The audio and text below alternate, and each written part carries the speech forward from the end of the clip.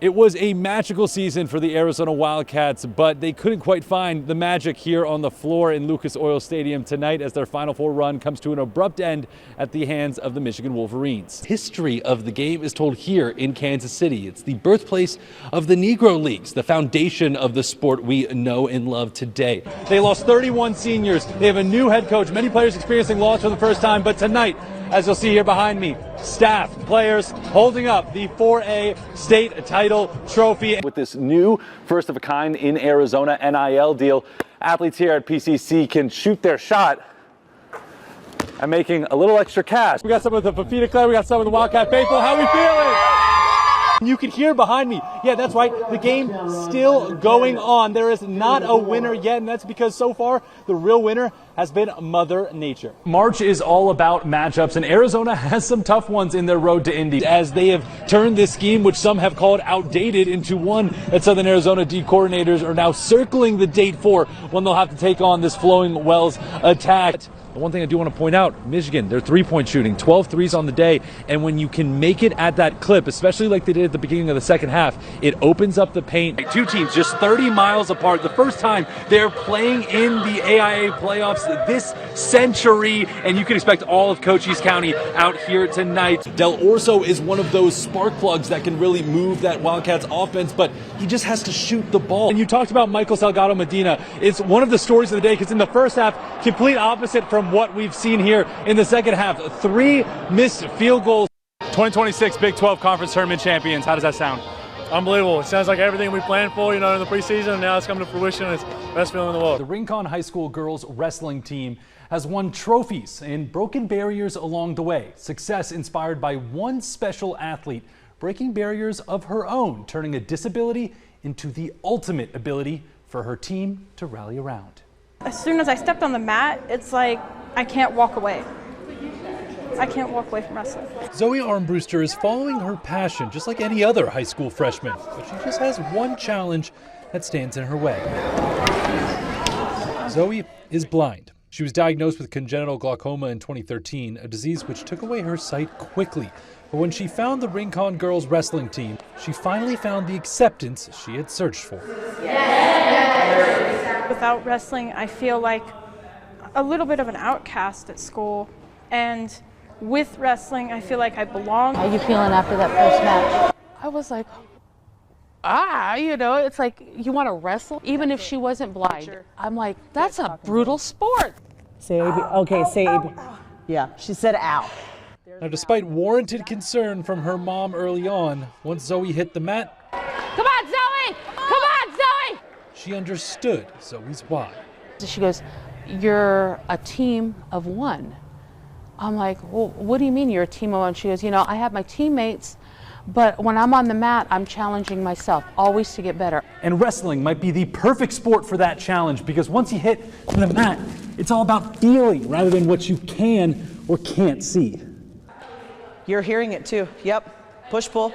Now, it helps having the voice of jiu-jitsu black belt and decorated combat sports athlete Mercedes White in Zoe's ear coaching her.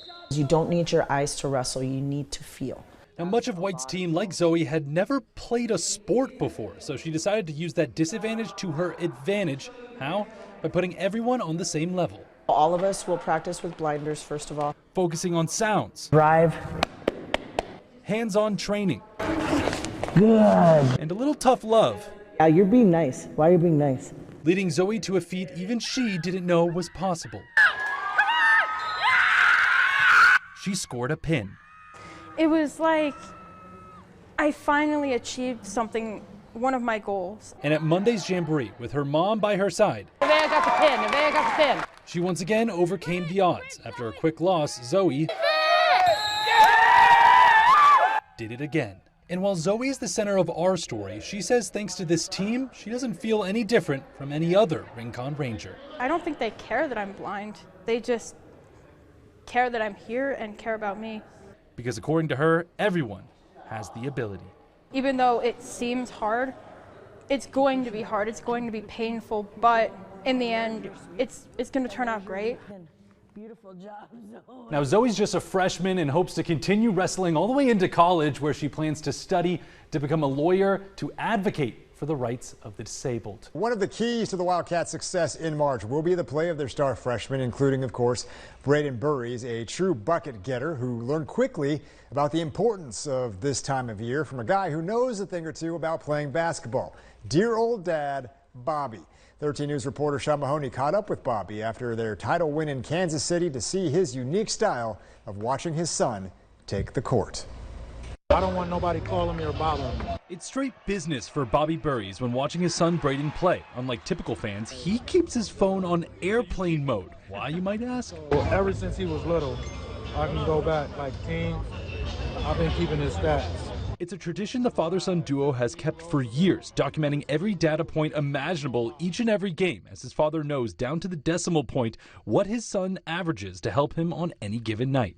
Numbers don't lie, so I know he's going to shoot 35% no matter what from through. While some might call it sicko college basketball fan behavior, it comes from a place of knowledge, with Bobby himself a former basketball player, expertise he uses to help his son even mid-game. You may see him playing a game and he's looking at me like, what I'm supposed to do, you know?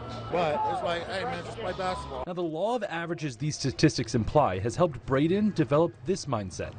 Staying confident, never getting too high, never getting too low. Just trying to be the best version of myself. Crucial in moments like he had in the Big 12 title game. Coming off not making a single bucket in the semifinals, Brayden airballed his first 2 shots.